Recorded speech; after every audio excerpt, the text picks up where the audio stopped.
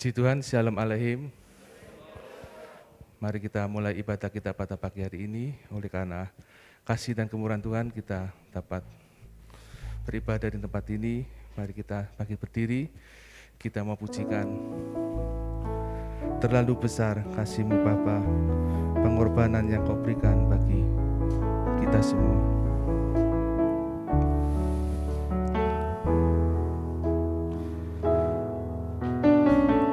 Telah kulihat bukti kasih-Mu, Kau menderita gantikanku. Dengan darah-Mu Kau selamatkanku, kini ku hidup menyenangkan-Mu.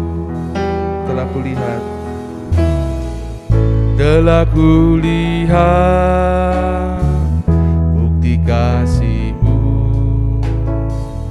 Kau menderita gantikanku. Dengan darah-Mu Kau selamatkanku, kini ku hidup menyenangkan-Mu. Terlalu besar kasih-Mu Bapa, pengorbanan yang Kau berikan padaku. Terlalu mahal darah-Mu Yesus, tercurah untuk menebus hidupku.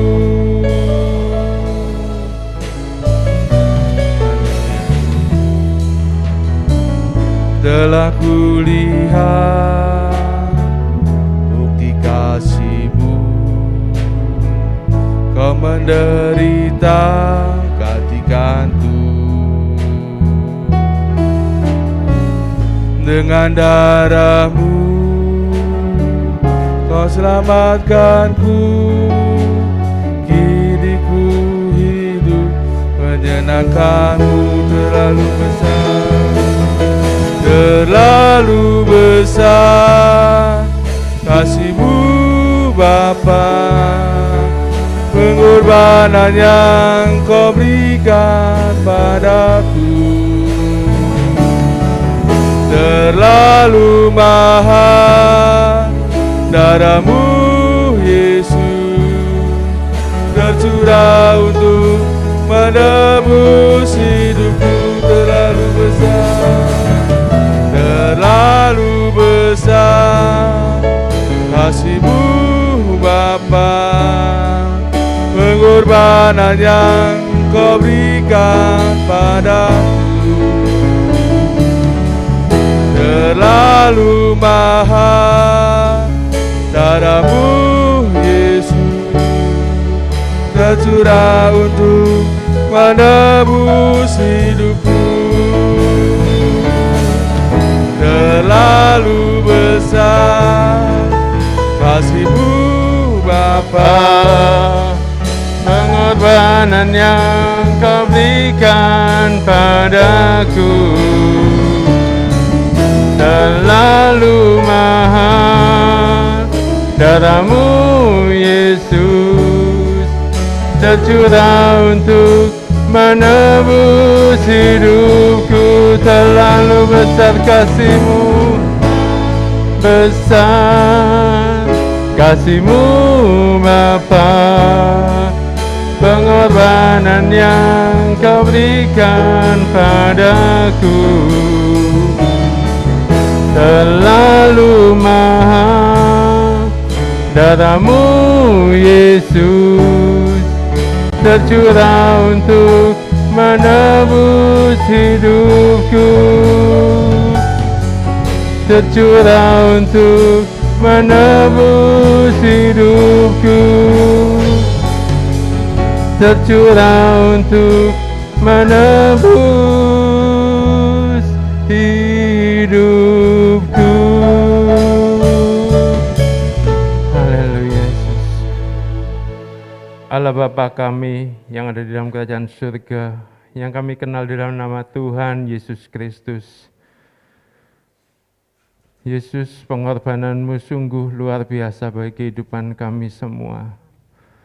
Terlalu mahal Tuhan, pengorbanan Engkau di atas kayu salib, menebus setiap dosa-dosa kami ya Tuhan. Bukan dengan emas, bukan dengan perak, tapi dengan darah-Mu yang mahal, yang tiada bercacat celah, yang sempurna menebus setiap dosa-dosa kami. Kami bersyukur, kami berterima kasih ya Bapa.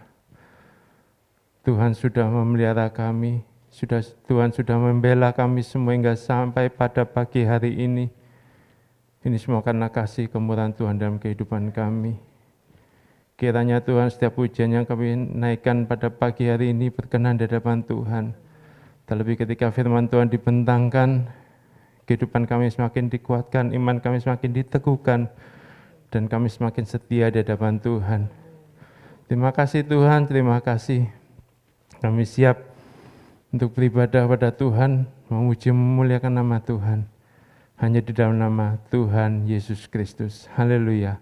Amin. Silakan duduk Bapak Ibu Saudara, baik yang ada di rumah maupun yang ada di gereja. Shalom Alaihim. Puji nama Tuhan. Kita bersyukur pada pagi hari ini kita masih diberikan kesempatan untuk beribadah kepada Tuhan.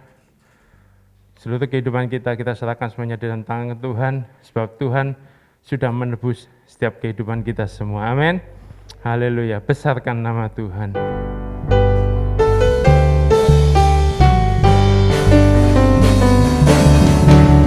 Besarkan nama Tuhan, pujilah Dia.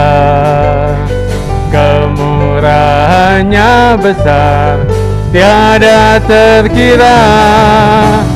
Aku tak dapat balas besar kasih-Nya. Oh, besarkan nama Tuhan, besarkan nama Tuhan.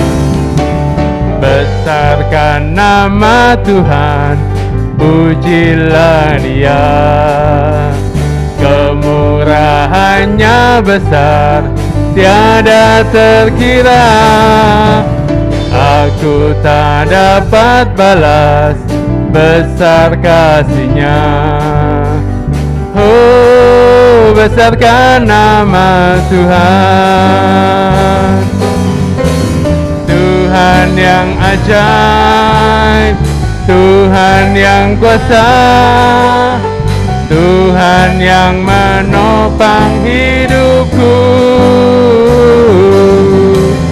Tuhan yang ajaib, Tuhan yang kuasa, jiwaku ditebus oleh-Nya. Besarkan nama Tuhan, pujilah Dia. Kemurahannya besar, tiada terkira. Aku tak dapat balas besar kasih-Nya. Oh, besarkan nama Tuhan. Tuhan yang ajaib, Tuhan yang kuasa, Tuhan yang menopang hidupku. Tuhan yang ajaib, Tuhan yang kuasa, jiwaku ditebus oleh-Nya. Tuhan yang ajaib, Tuhan yang ajaib, Tuhan yang kuasa, Tuhan yang menopang hidupku. Tuhan yang ajaib, Tuhan yang kuasa, jiwaku ditebus oleh-Nya. Jiwaku ditebus oleh-Nya. Sekali lagi, jiwaku ditebus oleh-Nya. Jiwaku jiwaku ditebus olehnya. Puji nama Tuhan, kita bersyukur jiwa kita, kehidupan kita sudah ditebus lunas oleh kuasa darah Tuhan Yesus Kristus. Amin. Haleluya. Kita mau siapkan seluruh kehidupan kita siapkan seluruh hati kita, pendengaran kita untuk mendengarkan firman Tuhan. Saya undang Bapak Ibu Saudara baik yang ada di gereja maupun yang ada di rumah untuk bangkit berdiri. Kita siapkan kehidupan kita karena Tuhan Yesus sudah menebus setiap dosa-dosa kita. Dia tidak mengingat lagi segala pelanggaran dan kesalahan kita.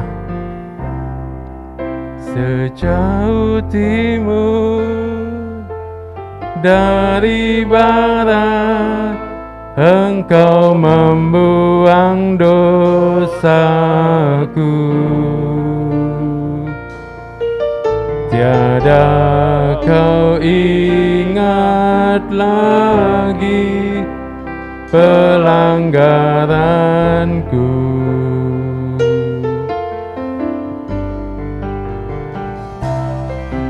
Jauh ke dalam tubir laut, Kau melemparkan dosaku. Tiada kau perhitungkan kesalahanku.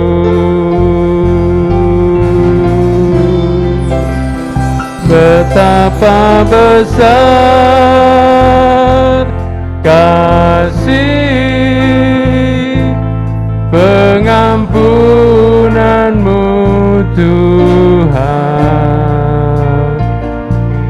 Tak kau pandang hina hati yang hancur.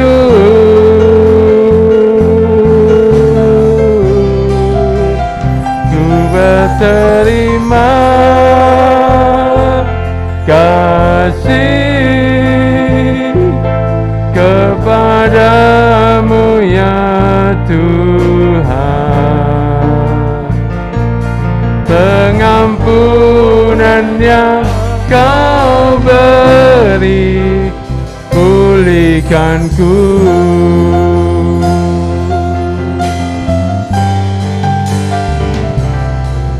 Sejauh timur dari barat, Engkau membuang dosaku.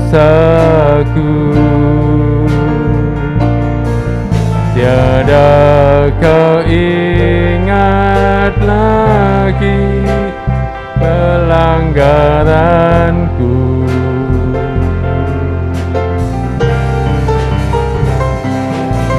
Jauh ke dalam tubir laut, Kau melemparkan dosaku.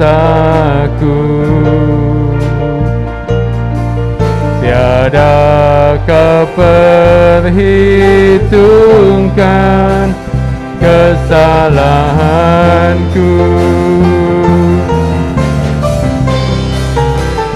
Betapa besar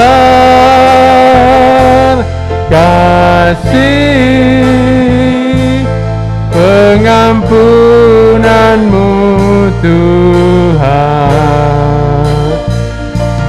Tak kau pandang hina hati yang hancur.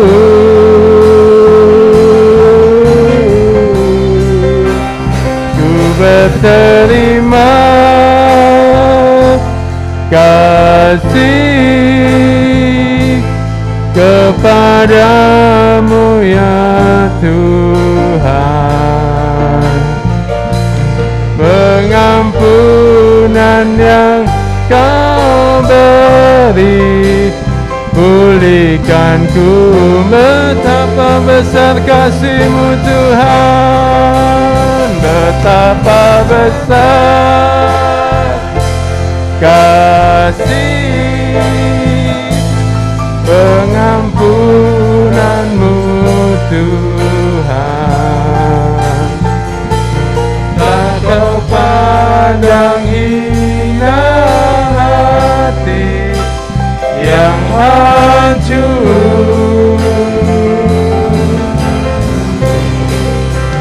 Ku berterima kasih kepadamu ya Tuhan. Pengampunan yang Kau beri, pulihkanku. Pengampunan yang Kau beri, pengampunan yang Kau beri, pulihkanku.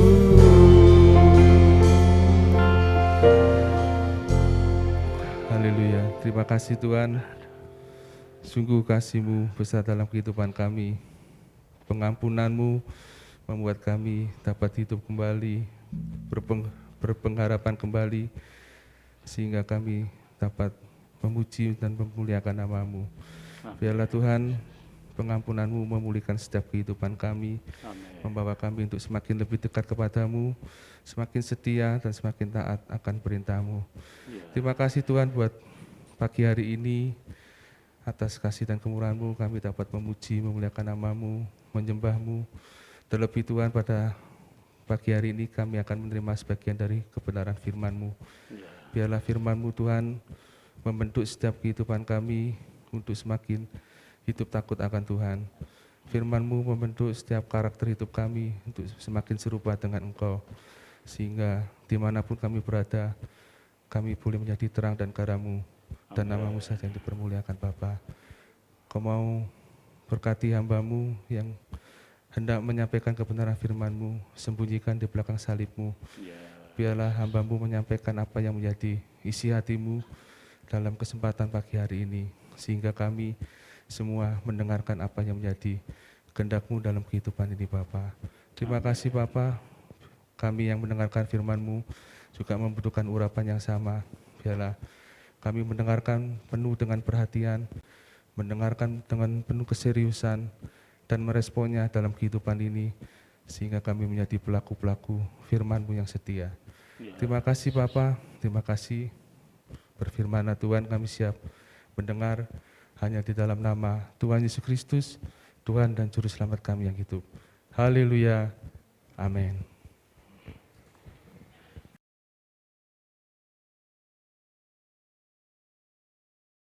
Pagi Bapak Ibu sekalian, dan selamat berbakti di dalam nama Tuhan Yesus. Semua sehat? Lahir batin? Ya, saudara ya, kita perlu memang sehat itu lahir batin ya. Artinya apapun dan bagaimanapun yang kita kerjakan secara fisik yang sehat, itu pun juga merupakan bagian yang tersehat di dalam batin kita. Puji Tuhan.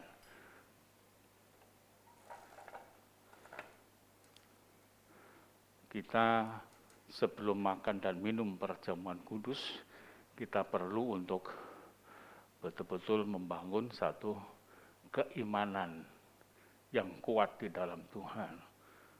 Apalagi hari-hari ini kita masih diberikan jarak ya, dan kita mesti juga bergumul dengan waktu. Kita mesti pandai-pandai mengatur waktu kita. Sebab kalau tidak, kita tidak akan bisa beribadah kepada Tuhan sesuai dengan apa yang dituntut Tuhan, datang ke rumah Allah, ke rumah Tuhan. Mari kita akan baca bersama di dalam Injil Lukas pasal 12 ayat yang ke-19.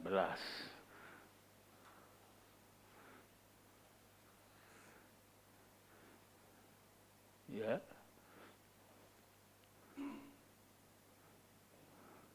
Kita baca bersama. Demikian firman Tuhan. Lalu ia mengambil 22 ya. Saya tadi ngomong berapa? Oh, 22 maksud saya. Maaf, Lukas 22 ayat 19. Lalu ia mengambil roti, mengucap syukur, memecah-mecahkannya, dan memberikannya kepada mereka. Katanya, inilah tubuhku yang diserahkan bagi kamu. Perbuatlah ini menjadi peringatan akan aku. Berbahagialah aku jikalau aku mendengarkan firman Allah dan melakukannya. Amin. Silahkan duduk. Kita pada pagi ini mencoba untuk mengetengahkan temanya, yaitu ayat 19 tadi ya, bagian terakhir, perbuatlah ini menjadi peringatan akan aku. Perbuatlah, lakukanlah, perbuatlah, kerjakanlah. Apa yang, tolong diperhatikan ya, apa yang menjadi bagian dalam tata ibadah semuanya ini sebetulnya hanya satu, yaitu kita perlu untuk menghargai, menghormati Tuhan, menghayati korban Tuhan. Saudara, kita baru-baru ini kehilangan beberapa dari anak bangsa yang terbaik. 53 semuanya di awak kapal selam itu tenggelam dan gugur. Istilahnya di situ gugur.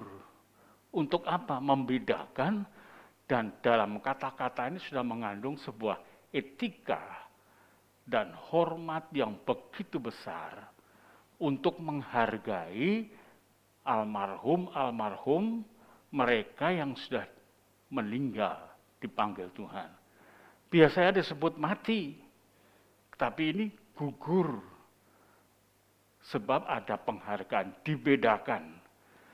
Demikian juga kita melihat apa yang dituntut Tuhan, demikian rupa. Perbuatlah ini menjadi peringatan akan aku. Apa yang disebutkan dengan peringatan? Peringatan itu penghayatan yang sedemikian rupa. Tidak terlalu kelewat batas Tuhan menuntut. Kalau nanti kita periksa, kita bandingkan dengan bagaimana korban yang disampaikan. Sama seperti para pahlawan kita yang sudah gugur itu mempunyai catatan sejarah yang sedemikian rupa, yang jasanya diakui dan jasanya itu sangat bersentuhan dengan kehidupan orang banyak. Demikian juga kita akan memperhatikan ini. Kelihatannya mudah, yaitu memperingati akan Tuhan dengan sebuah tindakan yang merupakan peringatan terhadap Tuhan. Memperingati dengan sebuah peringatan.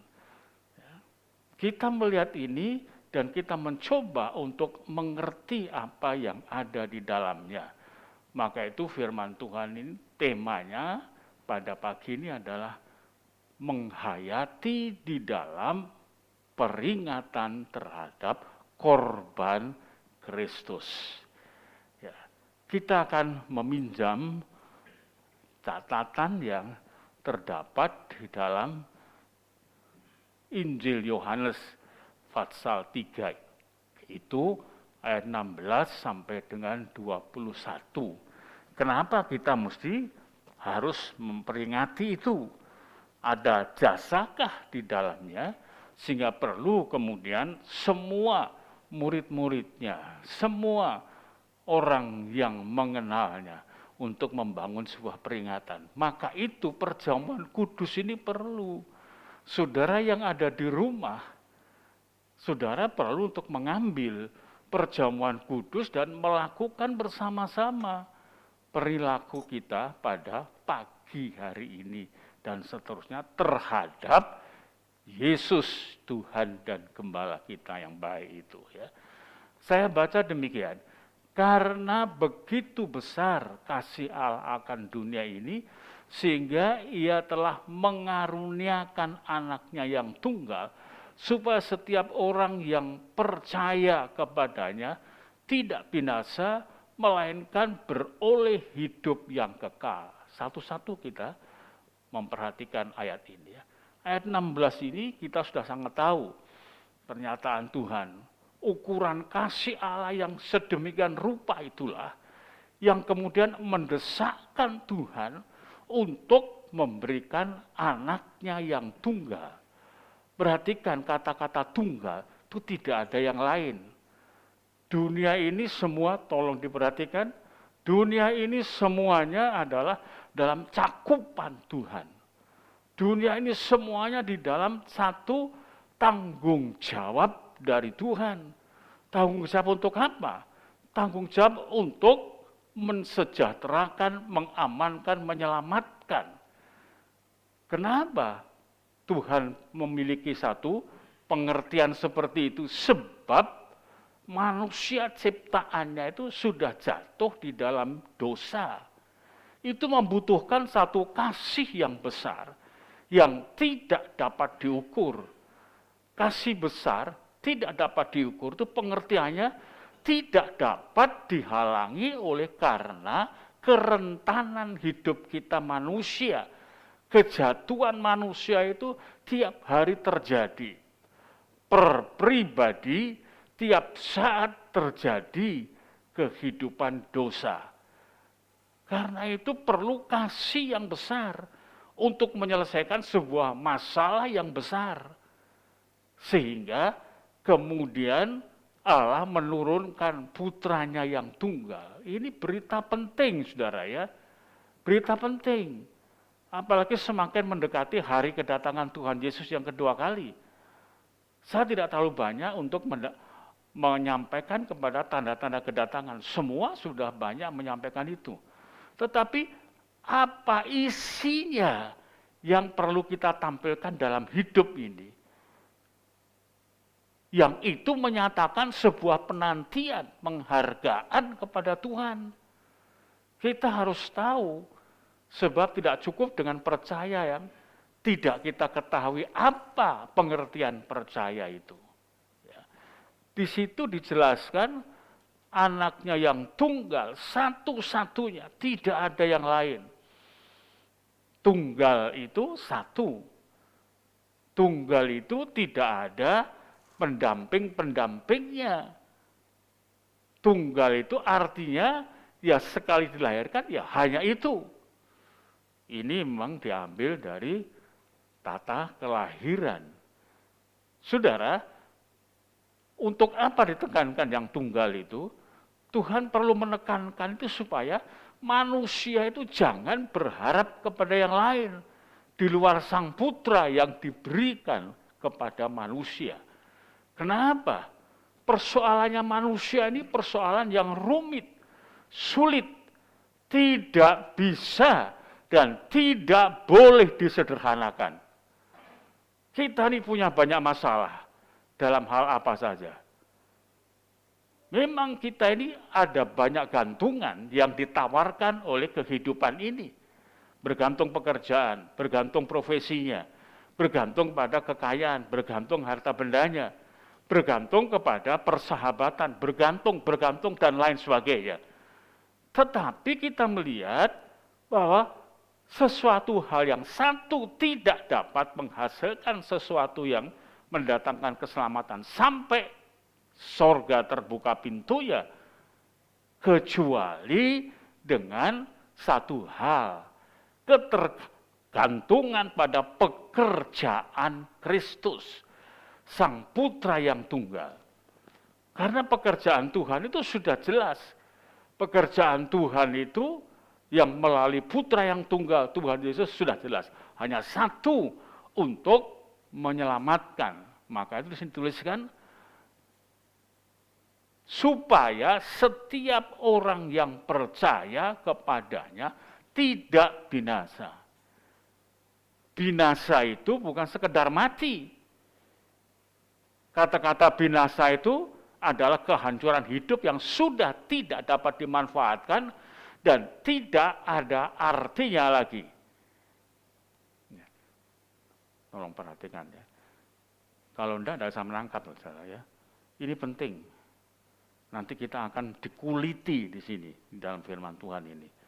Apa benar kita ini sudah menjadi orang Kristen yang benar-benar benar? Kita perhatikan di sini. Supaya tidak binasa, jangan main-main, saudara.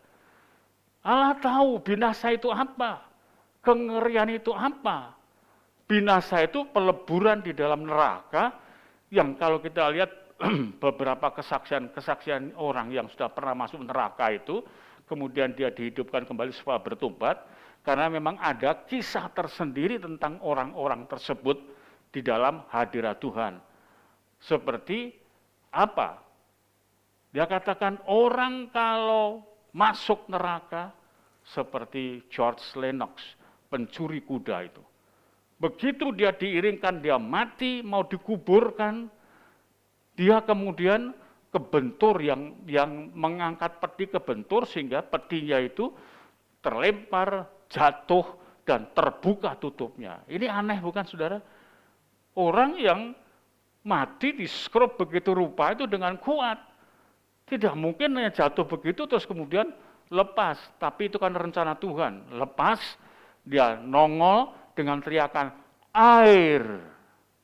Setelah sudah urus punya urus, ditanya setelah dia hidup kembali itu, kenapa? Di neraka itu siksaan yang paling besar itu adalah, dan paling berat dirasakan, tidak ada air. Kita sebetulnya sudah diberikan contoh-contoh tentang ketiadaan air yang menyiksa itu selagi kita ini hidup. Kita kekurangan air. Dulu kota kita ini air sulit. Betapa kemudian sembarang air kita pakai karena kita butuh air. Air telaga kita pakai, air sungai kita pakai. Kita gali sumur, kita lihat baunya seperti itu, rasanya asin, kita pakai. Karena apa? Kita butuh air itu. Lalu kemudian baru setelah sudah ada pam itu. Kemudian kita tidak lagi pakai telaga itu. Padahal kalau saya tahu telaga di belakang itu, orang bagaimana pakainya? Mandi ya di situ, gosok gigi ya di situ, orang deko ya mandi di situ. Saudara, saya pikir itu waktu nggak bisa mengelak, terpaksa pakai. Kemudian beli air telaga yang lainnya. Tapi apakah tidak sama di sana? Sama. Nah saudara, teriakan air itu merupakan sebuah bukti bahwa kebinasaan itu antara lain adalah dia mengalami kesusahan, kesulitan air. Dan ia terombang-ambing dengan gejolak api itu. Jadi sementara terlompat ke atas, sementara kemudian tertarik ke bawah ke dasarnya. Siksaannya luar biasa. Itulah salah satu contoh tentang kebinasaan. Yang lain lagi, begitu kemudian keluar tubuhnya itu berulat. Keluar ulatnya, saudara. Dimakan ulat. Sampai kemudian habis tinggal tulang kerangkanya saja. Tapi kemudian kembali lagi tumbuh daging lagi. Dimakan ulat, digerogoti, keluar dari matanya. Oh, saya tidak bisa membayangkan, saudara. Itu terdapat di neraka. Binasa. Gitu. Ngeri, saudara. Kita perlu berpikir ke sana. Kita perlu mendalami bagaimana keberadaannya. Contoh-contoh di dunia kita itu banyak orang yang menderita. Saya kemarin melihat diberitahukan Ibu Gembala di laptop, tunjukkan dari TikTok apa namanya itu. Saya tidak begitu ngerti itu ya. Tunjukkan, orang sementara masih hidup sudah berulat, saudara, karena penyakitnya. Di celangap mulutnya keluar dari mulut itu ulat-ulat. mengeriap semua. Ngeri, itu penyakit apa itu? Enggak tahu. Itu urusannya Pak Dokter yang tahu. Saudara ya, ngeri sekali. Telinga begitu juga. Telinga berulat. Belum mati sudah dimakan ulat. Ngeri apa tidak? Ngeri sekali. Itu keberadaan. Tuhan melihat semuanya akibat-akibat itu semuanya ada di dalam rekamannya Tuhan. Manusia ciptaannya sangat disayangi. Karena itu disebutkan di sini, karena begitu besar. Bayangkanlah, ini kalimat yang bermanfaat untuk menerangkan dan menjelaskan. Bukan kalimat yang diobral demikian saja untuk menunjukkan kekayaan suatu bahasa. Tidak. Tapi untuk supaya kita tahu, kenal. Supaya kalau kita ibadah yang benar. Supaya kalau kita di gereja juga jangan ngantuk. Karena ini peristiwa ini kita semua akan mengalami. Ini untuk saudara, untuk saya. Terlebih saya sebagai hamba Tuhan dituntut untuk bisa menerangkan dengan jeli, menerangkan bukan dengan kata, menerangkan tapi dengan hidup kita yang kita rasakan itu apa kita ungkapkan sebagai sebuah kesaksian hidup. Nah, itu kemudian tidak binasa melainkan beroleh hidup yang kekal. Binasa diperbandingkan dengan hidup yang kekal. Dua-duanya punya dampak, punya akibat. Jelas, yang satu akibatnya adalah akibat yang negatif, destruktif. Ada satu yang akibatnya adalah akibat yang sangat menguntungkan, konstruktif dalam kehidupan ini. Binasa jelas itu negatif. Hidup kekal jelas itu adalah positif. Binasa jelas itu sangat mengerikan dan berbicara tentang berbagai data-data kengerian dan kehancuran sakit di dalam diri. Tapi kekal sebuah kenikmatan, kenyamanan yang tidak dapat diukurkan karena kekekalan itu ditempatkan di dalam kerajaan sorga. Itu sebabnya dalam doa Bapa kami diajarkan, dituntutkan. Jadilah kehendakmu di bumi seperti di sorga. Sebab di bumi saat ini sudah seperti neraka rasanya, saudara. Bersyukur ada kiriman tentang berita gelombang panas itu. Panasnya memang luar biasa. Wah, saudara, saya yang sudah sekurus ini, itu bisa enggak pakai pakaian, enggak pakai baju. Saking panasnya. AC digeber, masuk topan, saudara. Wah, bingung. Enggak digeber, keringat keluar, enggak bisa tidur, kelimpungan terus. Susah hidup di dunia ini. Karena sudah tercemari dengan dosa. Itu dunia saudara, dunia saya. Maka wajib dimengerti hal ini. Engkau bisa menikmati segala sesuatu fasilitas dalam hidup karena karya saudara, kerja, dan lain sebagainya. Silahkan. Tapi itu tidak bisa untuk mencegah datangnya sebuah kebinasaan. Sadarlah hal ini. Kita memang harus punya prestasi di dunia ini. Kita harus mempunyai sebuah jasa yang ditawarkan pada dunia ini untuk berebut bersama, untuk bisa hidup. Saya sebagai hamba Tuhan, sebagai pendeta pun harus punya prestasi. Kalau tidak digilas oleh karena kuasa penghancur, pembinasa itu terus berjalan, mengeriap. Seperti apa yang dicontohkan. Dulu ada wabah kolera, mati banyak itu. Saya masih ingat waktu kecil itu, diceritai oleh orang tua saya. Pagi sakit, sore mati. Pagi sakit, sore mati. Dapat diatasi. Ada lagi virus lagi yang lain. Influenza, ya, ada Hong Kong flu, ada sakit, saya sakit Hong Kong flu itu rasanya setengah mati. Macam-macam. Itu semua adalah alat pembinasa, saudara. Alat pembinasa. Siapa yang memberi? jelas kuasa kegelapan, dan siapa yang mengambil? Manusia yang berdosa.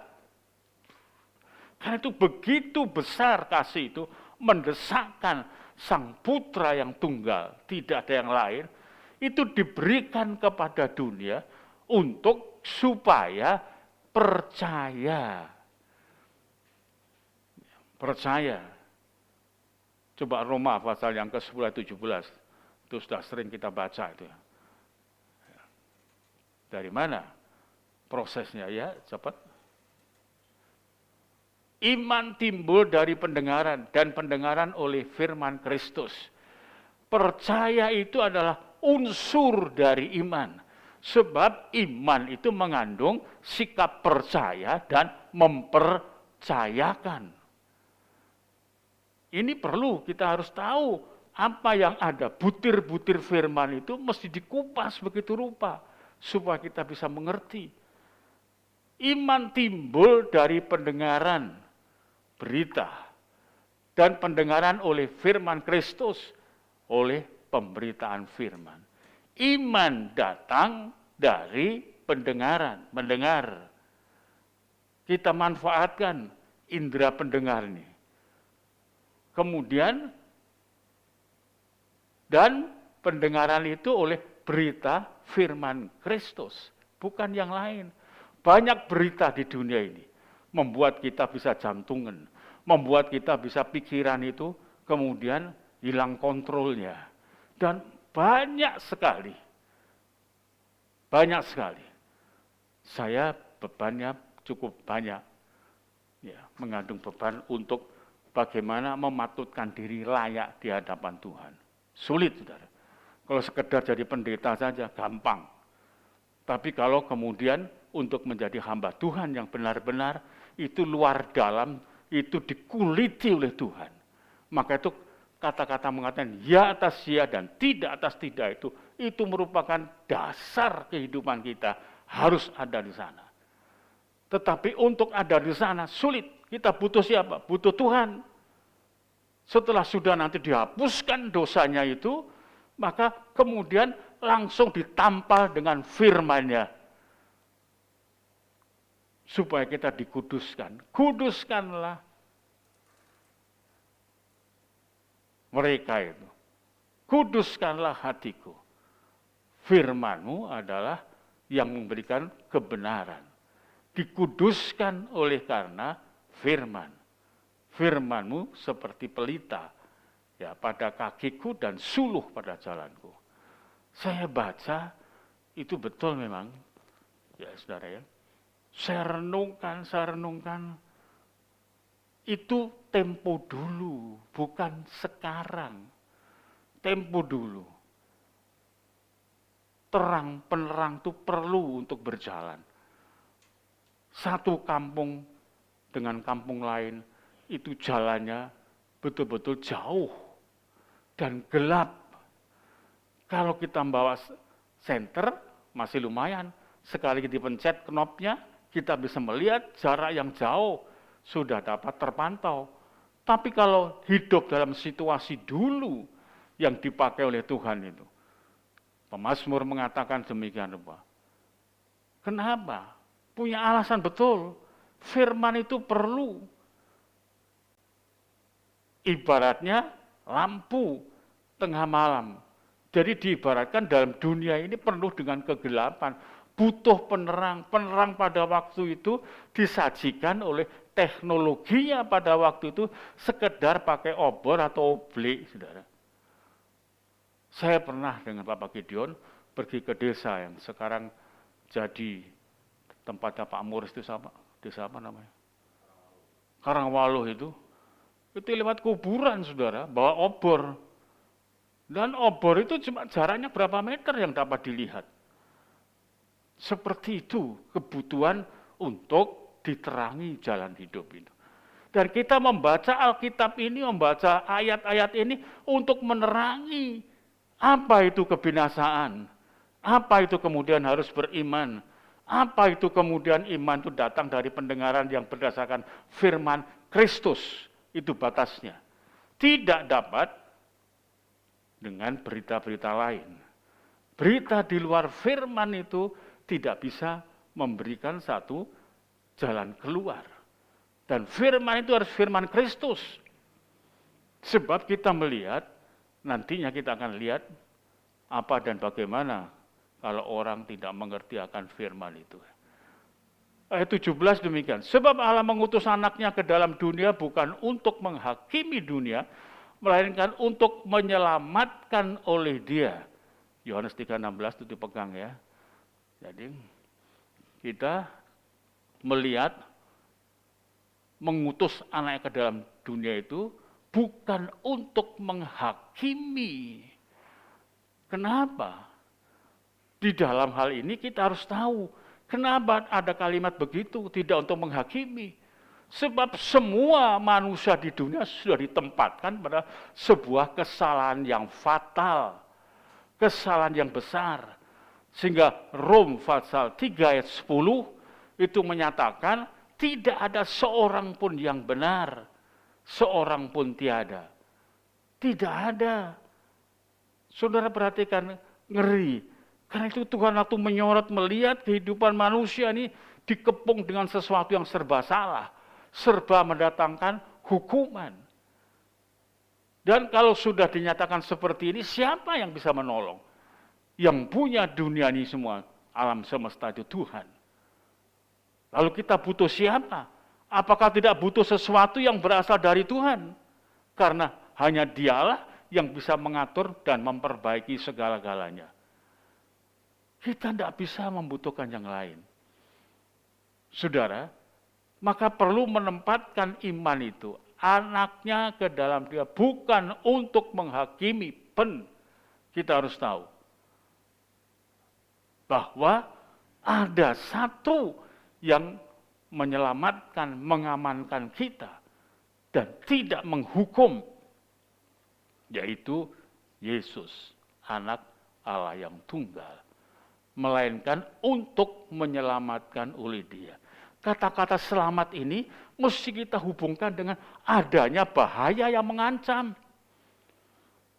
Tidak mungkin kita mengatakan, waduh selamat aku. Tidak ada peristiwa yang kemudian menjadi penyebabnya. Dan peristiwa itu tentu mengancam kepada kesejahteraannya, jiwanya, dan lain sebagainya. Sehingga tatkala bebas dari itu, aduh syukurlah, aku sudah bebas. Jadi perhatikan kalimat itu, kita berada pada satu ancaman yang sedemikian rupa. Saya tidak ingin membangkitkan satu fobia, tidak. Tetapi saya ingin supaya otak kita itu encer, hati kita itu terbuka, hati kita tidak terbendung oleh karena kekayaan kita. Nanti kita akan lihat, ya, tidak terbendung oleh pangkat derajat kita. Saudara, apakah kemudian orang-orang semua itu yang sedang mendapatkan hal ini kemudian dalam pemberitaan itu langsung mereka bertobat? Tidak. Ada kesulitan. Ada tantangan yang mesti ditembus. Maka itu kata-kata percaya itu adalah yang merupakan unsur dari iman, karena iman itu adalah percaya dan mempercayakan. Maka perlu kita tahu, percaya itu sendiri apa maksudnya? Percaya itu meyakini sesuatu yang dilihat, yang didengar, dengan begitu yakin mempertahankannya, karena wujudnya ada. Percaya, saya percaya bahwa tablet ini bisa menolong saya untuk menempatkan ini. Kenapa? Saya sudah mencoba dan ternyata memang aplikasinya banyak. Itu memberikan kepercayaan nyata, bukan cerita, tapi nyata. Dan kenyataan ini berdasarkan kepada teknologinya, teknologi modern, teknologi sekarang. Kita punya teknologi di dalam diri kita. Bagaimana kita bisa meyakini Tuhan? Kita melihat bahwa teknologi Allah itu luar biasa. Saudara, maka itu perhatikan dengan seksama ini. Kita butuh sebuah keselamatan. Kenapa kita dilepaskan dari penghakiman? Karena sudah terjebak di dalam dosa. semua manusia berdosa.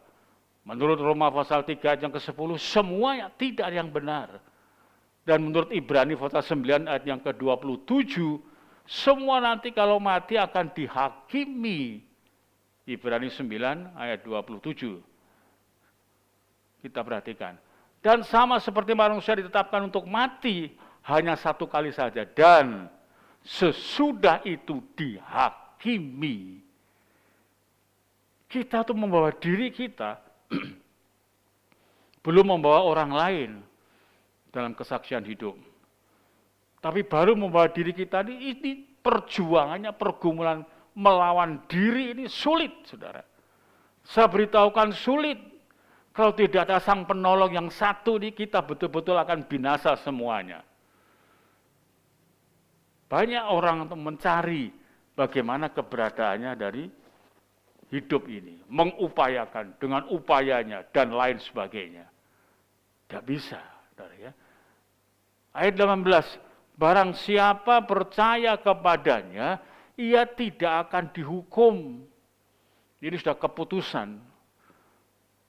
Jadi persidangan Allah menentukan, memutuskan. Yang percaya kepada siapa? Anak tunggal itu, bukan yang lain-lain. Jangan menghadirkan yang lain-lain. Percaya. Mempercayainya. Kita baca coba Lukas. Pasal yang ke... Nanti kalau telat sedikit, minta maaf ya. Kalau diterangkan tidak sampai sejelas-jelasnya, susah saudara ya. Susah jadi.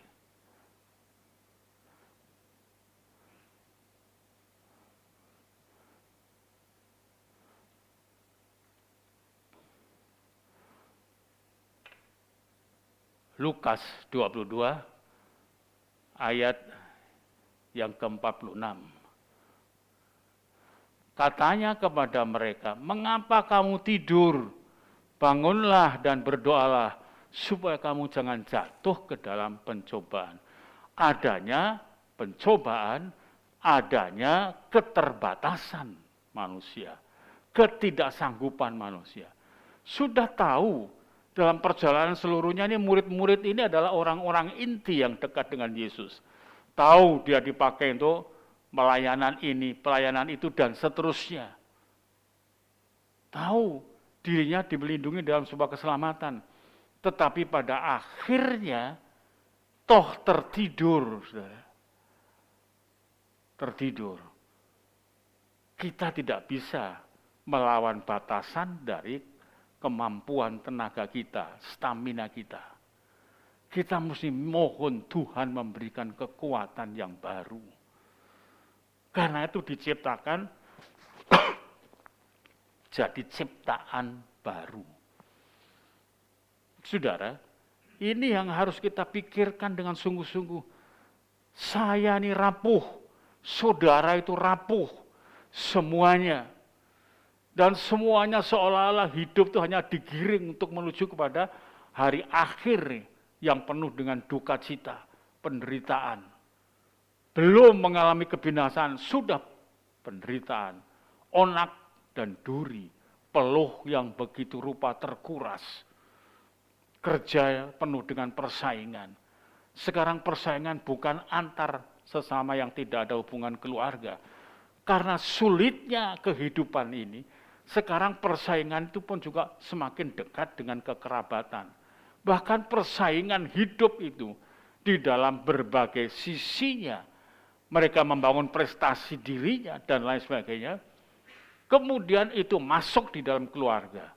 Sehingga disebutkan bahwa musuh-musuh orang adalah orang yang serumah dengan dia. Ngeri bukan saudara? Serumah dengan dia.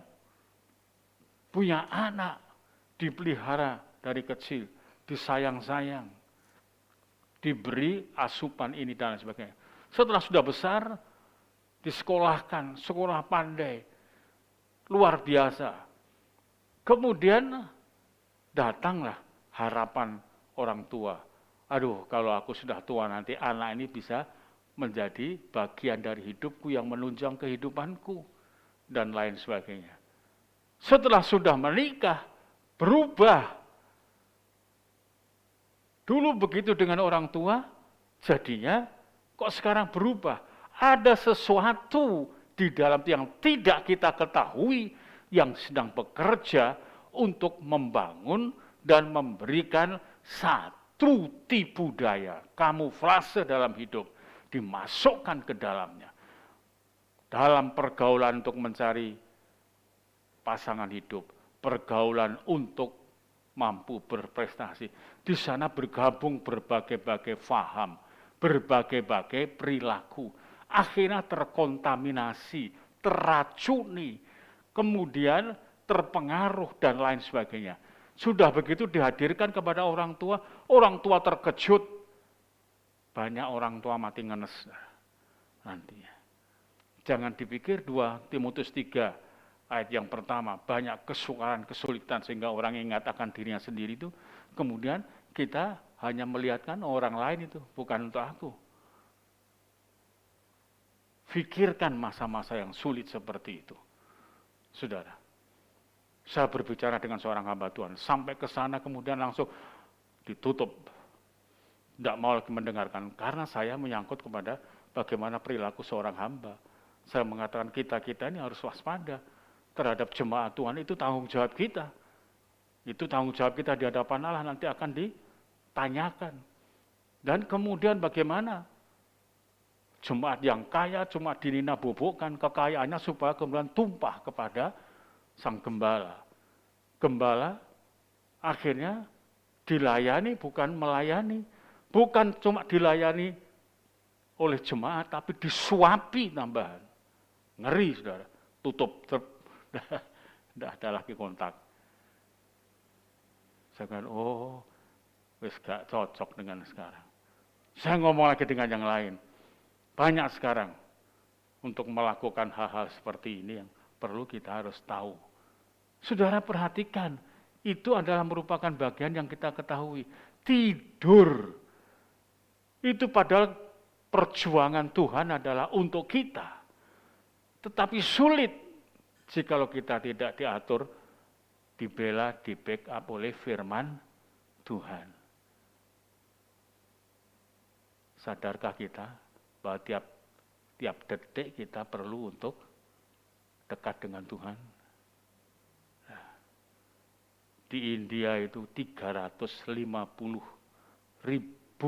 satu hari mati. Tak hitung-hitung per detik 40. Bayangkan, tik 40 budal, tik lagi berangkat lagi. 350.000 per hari. Bayangkan, saudara. Sehingga mau keluar semua dari negaranya. Cari negara lain. Mau bikin negara lain. Pulau-pulau yang gersang sekalipun kalau sudah seperti itu, ya tidak menolak. Aduh, ngeri, saudara ya. Ini terpaksa tidak bisa saya lanjutkan lebih jauh. Ya, kita masih baru masuk ke ayat 17, ya. Nanti minggu depan mungkin kita akan teruskan. Kita akan masuk ke dalam perjamuan kudus. Kita bawa modal pertanyaan kita. Kalau Tuhan sudah sebegitu mengasihi kita, dorongan kasih yang begitu besar memberikan satu keputusan yang luar biasa. Anaknya yang tunggal berikan. Tujuannya untuk apa? Untuk mati di kayu salib bagi saudara dan saya. Kemudian permintaannya apa? Peringatilah. Bagi yang dikorbankan Tuhan Yesus, permintaan cuma satu. Peringatilah. Nanti kita akan bisa melihat lebih jauh. Besok minggu kita akan teruskan untuk melihat kenapa mesti peringati itu. Untuk memperingati tidak gampang ternyata. Tidak gampang. Karena itu membentuk penghayatan. Dan untuk masuk dalam penghayatan itu membutuhkan berbagai kesadaran-kesadaran tertentu dalam hidup ini. bukan sekedar menghadirkan diri di rumah Tuhan. Kita akan bisa melihat bagaimana mereka yang acuh tak acuh, yang cuek saja, akhirnya akan tertinggal. Mari kita akan bangkit berdiri.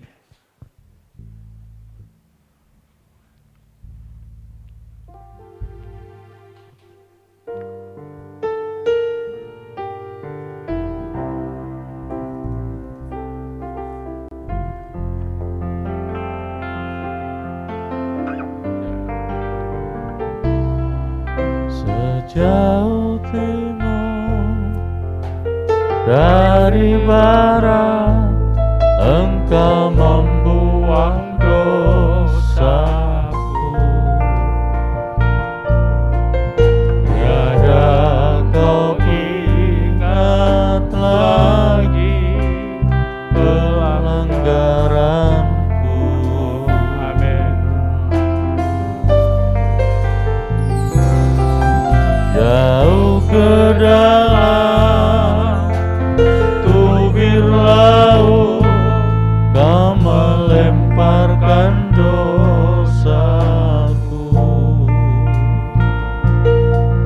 Tiada kau perhitungkan kesalahanku. Betapa besar kasih pengampunanmu, Tuhan. Tak kau pandang hina lagi yang hancur.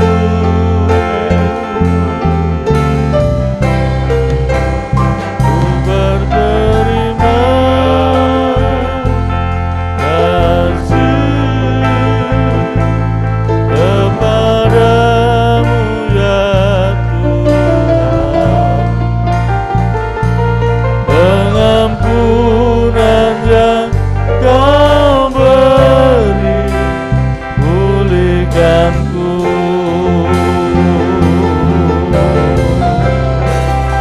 Betapa besar kasih pengampunanmu, Tuhan.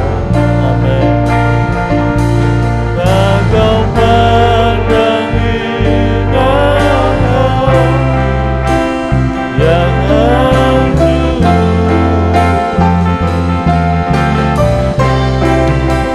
Ku berterima kasih kepadamu ya Tuhan. Pengampunan yang Kau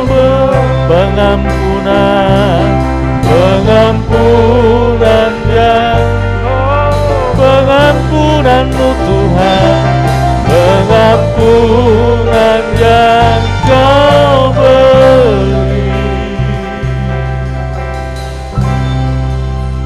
pulihkanku.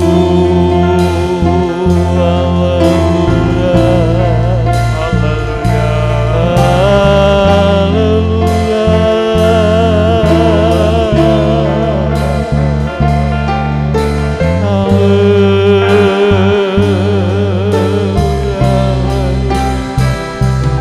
pengampunanmu memulihkan hidup kami. Haleluya, Yesusku, kami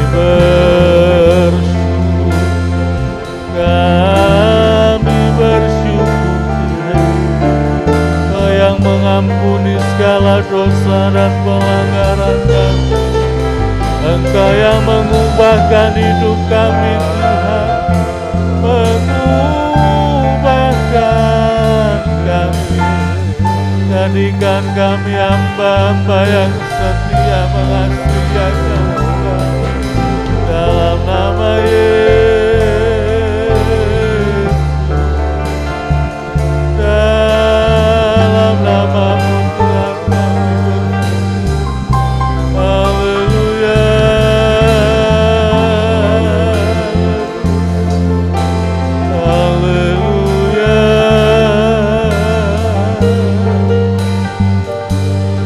kasih Tuhan.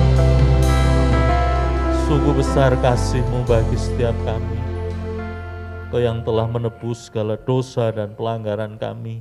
Ya, amin. Bahkan Tuhan, Kau yang menjadikan kami umat pilihan Tuhan, untuk kami boleh senantiasa memuji dan menyembah kepada Engkau. Amin. Tuhan, ampuni kebebalan hati dan hidup ini Tuhan. Ya, Seringkali kami tidak mampu mengerti tentang betapa besar kasih Tuhan bagi kami.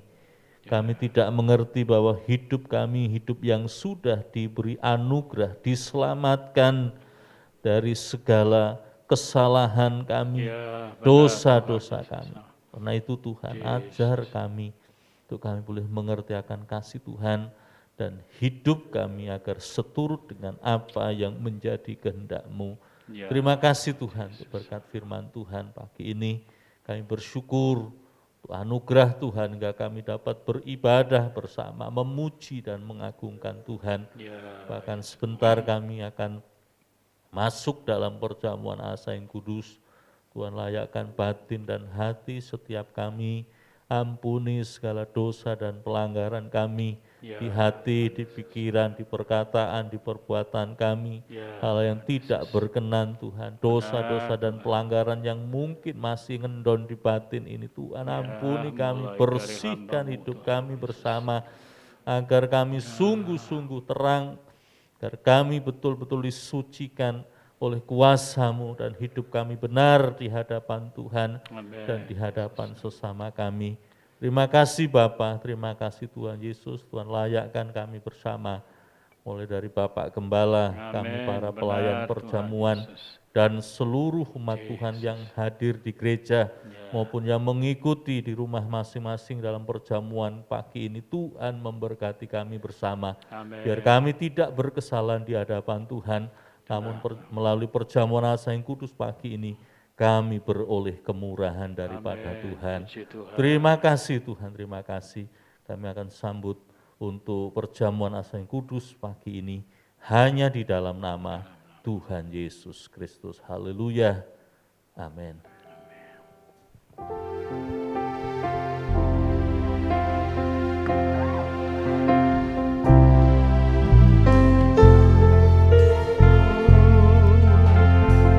Daripada Engkau membuang dosaku, tiada Kau ingat lagi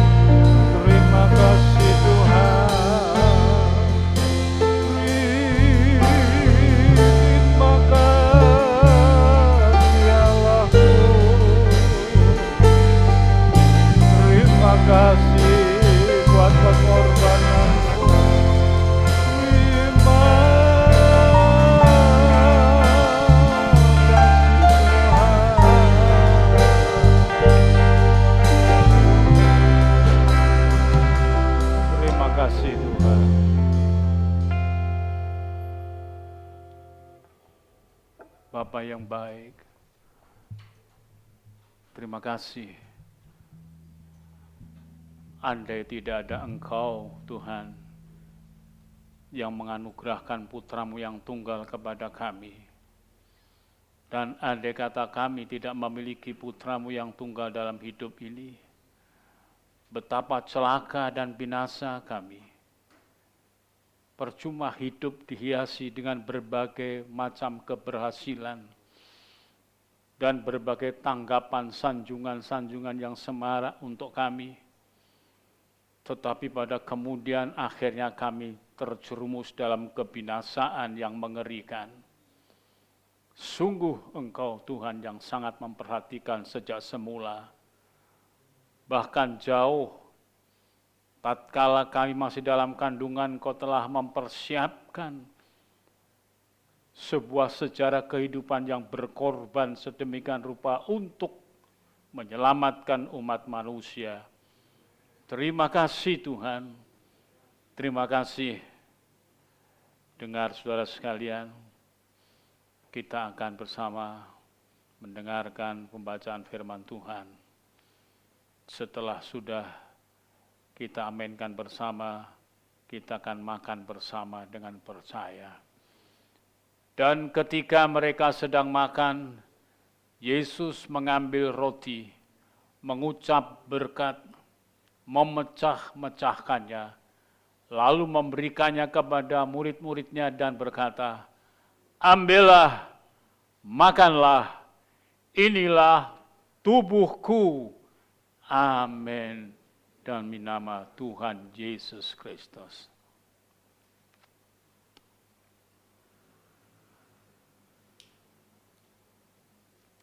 Angkat cawan di tangan kanan. Letakkan tangan kiri di dada.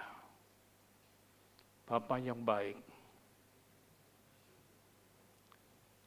detak jantung yang kami rasakan di dada ini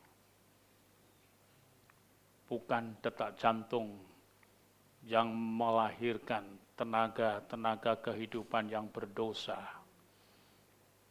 tetapi yang baru berdetak oleh pengampunan dosamu, melakukan seluruh aktivitas di dalam kebenaran sesuai firman-Mu. Terima kasih Tuhan, kami melihat liku-liku kami menghindari tantangan, ajakan, penyesatan dari kuasa-kuasa dosa. Sulit, tetapi tanpa Engkau betul-betul akan mengalami kehancuran. Namun penyertaan-Mu dan pengorbanan-Mu telah menghindarkan kami. Engkau menganugerahi kesanggupan yang baru. Segala sesuatu yang menghalangi telah Kau singkirkan dari depan kami. Terima kasih Tuhan, terima kasih. Dengar saya bacakan firman Tuhan. Setelah kita aminkan bersama, minum bersama dengan percaya. Sesudah itu, Ia mengambil cawan, mengucap syukur, lalu memberikannya kepada mereka dan berkata, "Minumlah kamu semua dari cawan ini, sebab inilah darahku, darah perjanjian yang ditumpahkan bagi banyak orang untuk pengampunan dosa." Amin. Demi nama Tuhan Yesus Kristus. Minum bersama dengan percaya.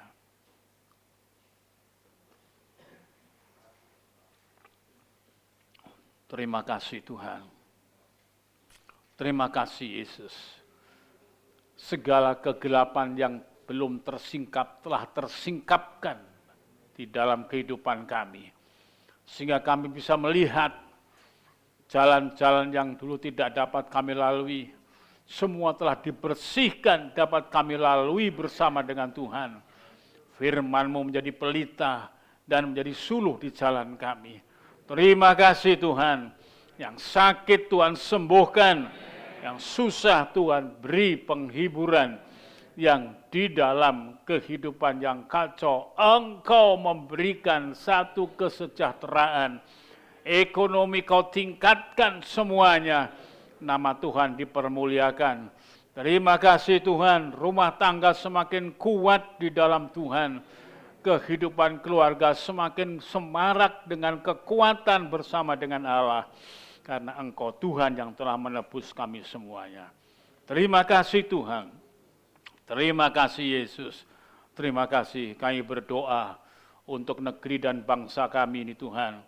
Kiranya supaya negeri kami dapat dilepaskan dari seluruh keadaan, kuasa-kuasa kegelapan yang mencoba untuk memberikan ikatan-ikatan dan menelikung kami, mulai dari kepala negara, wakil presiden, anggota DPR, MPR, para menteri, semua pejabat-pejabat dari pusat sampai ke daerah, bahkan hamba-hamba Tuhan, dan mereka dan sidang jemaat Tuhan, semua dilindungi oleh Tuhan. Gereja Tuhan berdiri untuk memberi kesaksian agar negeri ini jangan diselimuti dengan ketakutan dan kekhawatiran, tapi iman di hadapan Tuhan. Terima kasih Bapa, terima kasih Tuhan. Berkati kiranya kami semua yang akan pulang. Saudara yang kekasih, terimalah kiranya apa yang menjadi bagian dalam hidup ini, dan kiranya Tuhan Engkau memberikannya. Mari kita angkat tangan, kita bersama-sama naikkan pujian. Segala puji, hormat, syukur, ku naikkan kepadamu.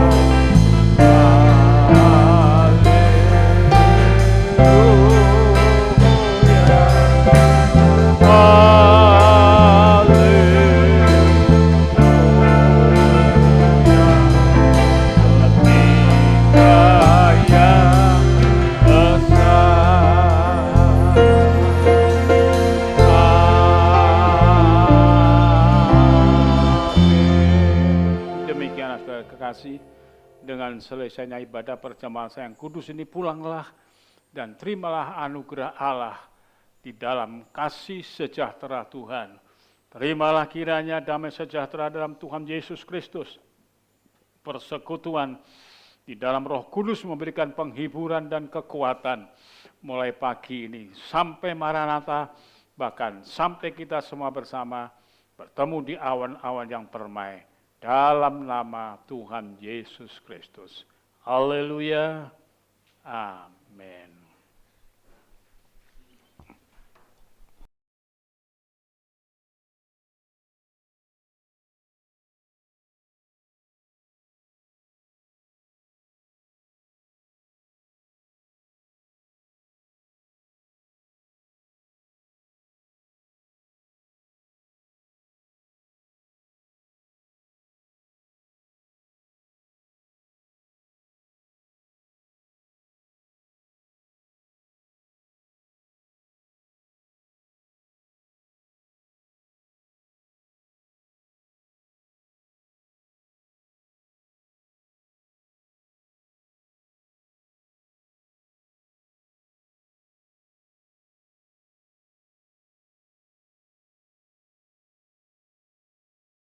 Tuhan, ibadah telah selesai. Saya akan menyampaikan pengumuman gereja.